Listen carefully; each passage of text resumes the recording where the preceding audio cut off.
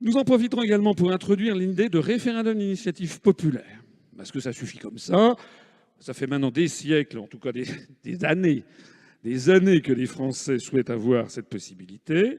Eh bien, nous la créerons. Et puis, nous en profiterons pour introduire la reconnaissance du vote blanc de plein exercice. Parce que si vous allez voter blanc, vous êtes considéré comme un votant. Donc ça fait monter le taux de participation. Mais en revanche, votre vote n'apparaît pas dans les suffrages exprimés. Donc dans les résultats, il n'apparaît pas.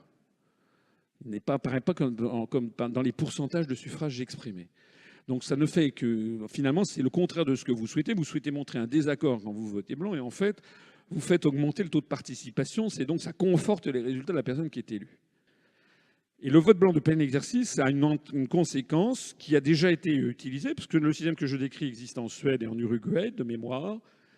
C'est déjà arrivé en Uruguay que pour des élections municipales dans une ville, une assez grande ville, les votes blancs, une fois, sont arrivés en tête.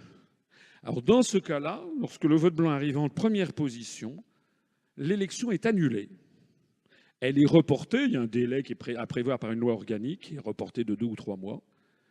Elle est réorganisée, mais dans cette nouvelle élection, toutes les personnes qui se sont présentées au suffrage de la première sont interdites de se représenter à cette deuxième élection.